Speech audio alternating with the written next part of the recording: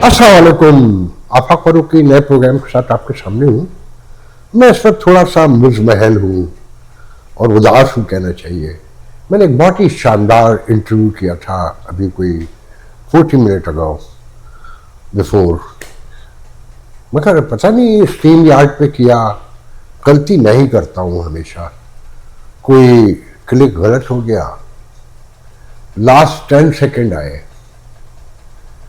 और यकीनन इंटरव्यू देने वाला भी कोई आम आदमी नहीं था कि मेरे इंतजार में। वो बहुत कॉलें भी की मगर उनका जवाब आ गया कि हम बिजी राइट नाउ और कॉल यू लेटर। कोशिश तो मैं चाहता था कि जो मैं यहाँ कहूँ वो सवालों की शक्ल में अपने बड़े इंटेलेक्चुअल से बात की जाए, उनसे पूछा जाए वो मामला को कैसे देखते हैं, फिर उनका humbly elegant sophisticated well mannered लहजा और नाजुक से लफ्ज़ों में दो धारी तलवार से अल्फाज। कमाल इंटरव्यू था। खैर कल कोशिश करेंगे। मौजूद यकीनन पाकिस्तान है।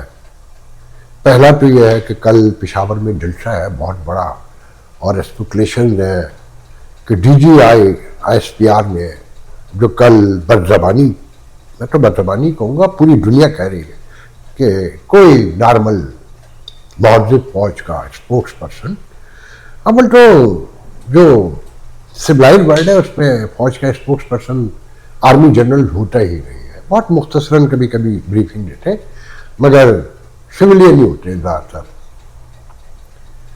तो ऐसी जबान के इसका बाप भी नहीं कर सकता और पागल कुत्ते भौंकते रहते हैं, इस तरह की बातें, और अपने ऊपर कुछ लेना ही नहीं है।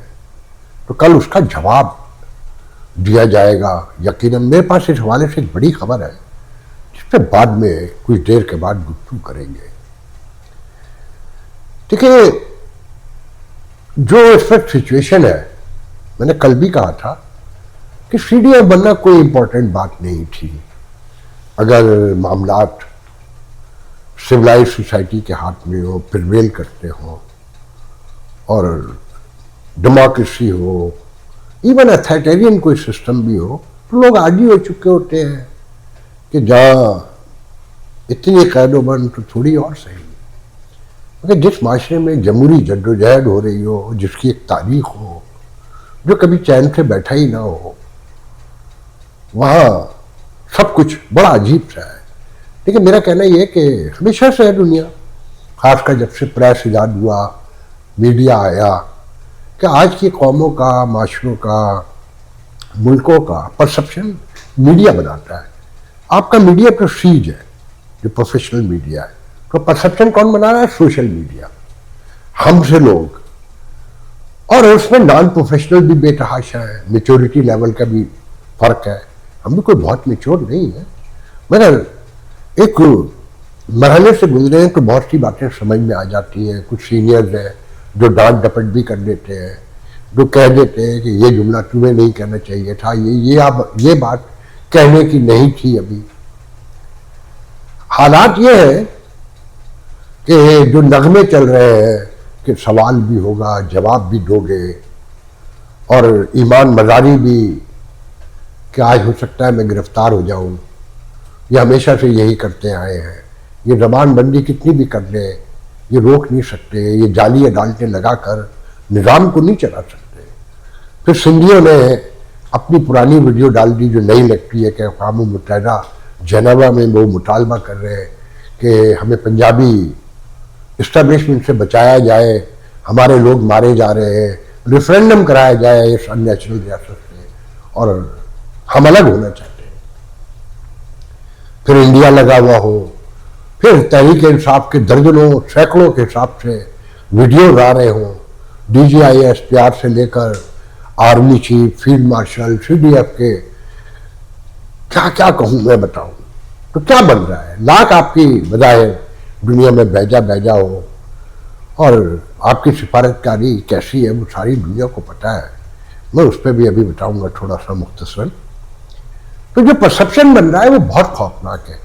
फिर ऐसे में ऐसे वीडियो भी आ रहे हैं कि जब मशरक़ी पाकिस्तान अलग हो रहा था तो दो पार्टियों का कसूर नहीं था, उनका था जिन्होंने इंतखाबात छीन लिए, जिन्होंने मशरक़ी पाकिस्तान की हाकमियत से इनकार किया और मीडिया सीज कर दिया कि वहाँ की कोई खबर नहीं आने दी, कि उस वक्त फिर BBC और ऑल इंडिया रेडियो जो है वो रिलायबल सोर्स बन गया पाकिस्तानियों के लिए।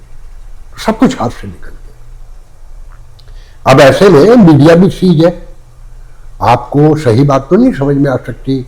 अब बहुत सारे कॉलम निगार ने पाकिस्तान में कॉलम भी लिखे हैं कि आप वो मीडिया को सीज करके अपना नुकसान कर रहे हैं, कि व्लॉगर जो परसेप्शन बनाएंगे, बाहर बैठे हुए लोग बनाएंगे, वही बनेगा और सच्चाई ग्राउंड रियलिटीज तो नहीं जाएंगी, इसका नुकसान आप ही को पहुंचेगा।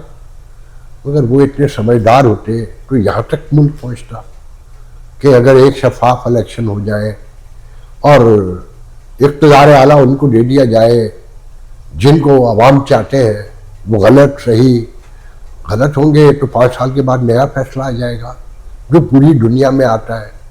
मैं तो आज भी ये समझता हूँ कि आज इंतखाबात करा दिए जाए, इमरान खान आ जाए, कोई भी आ जाए, अगर वो 5 साल गुड गवर्नेंस नहीं दे सकेंगे, इकॉनमी को आगे नहीं बढ़ा सकेंगे, पीस प्रॉस्पेरिटी नहीं आएगी, खुशहाली नहीं आएगी, आगे हो जाएगी पूरी दुनिया का।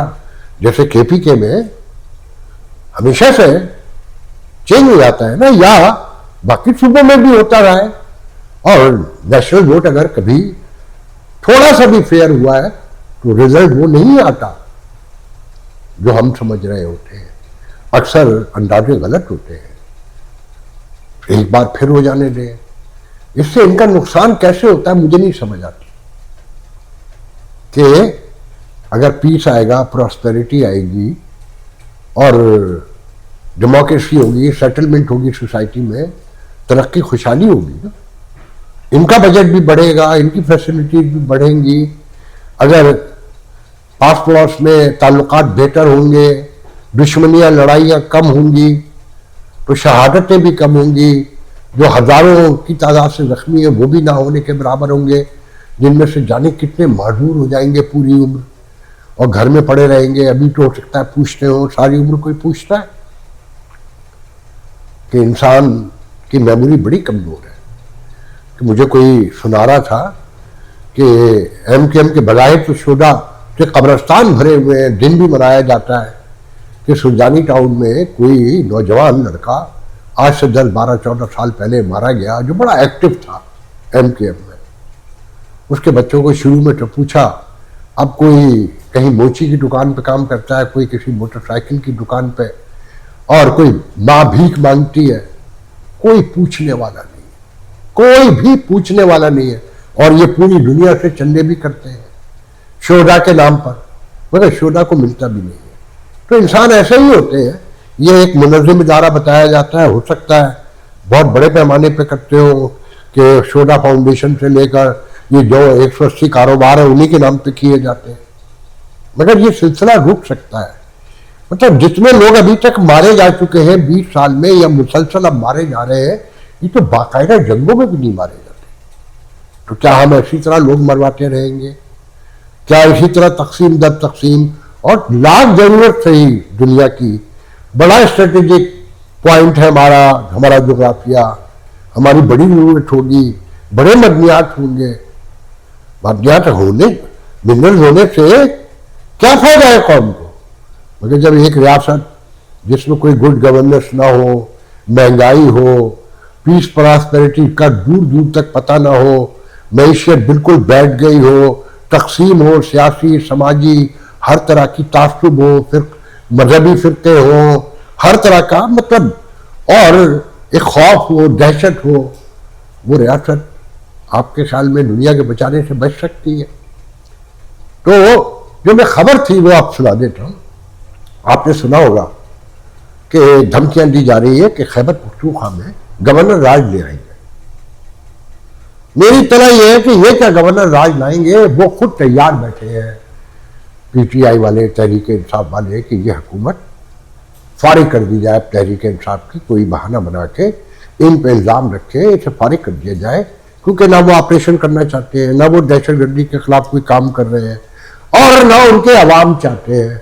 और जो वहाँ का सेंटीमेंट है पॉलिटिकल वो सबके सामने है, तो यह हुकूमत वो बोझ नहीं उठा पा रही कि तालिबान से लड़े, फौज से लड़े और अवाम से भी लड़े, और अनसर्टिनिटी और एस्टेब्लिशमेंट उनके कदम कदम पे रोड़े अटका रहे हो।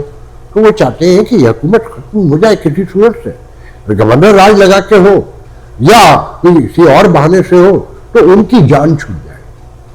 अंदाजा है कि ऐसा हुआ तो क्या होगा।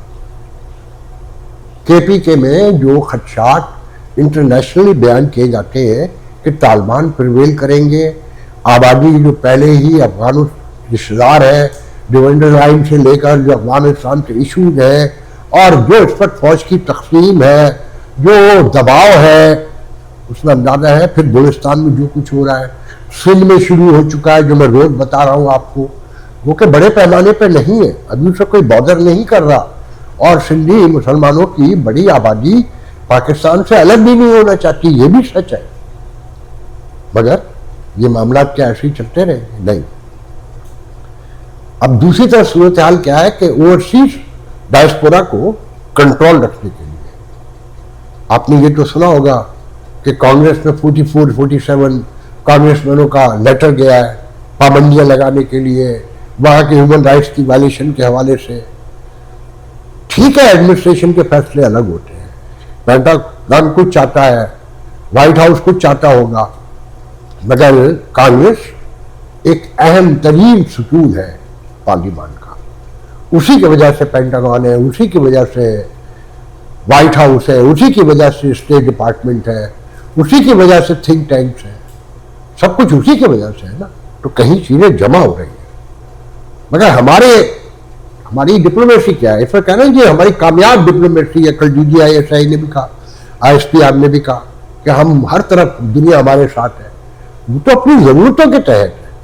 आपकी डिप्लोमेसी और आपकी फॉरेन पॉलिसी तो स्टेल है गुज़िश्ता कुछ 40 साल से, उसमें तो कोई आदमी कुछ कर ही नहीं सकता।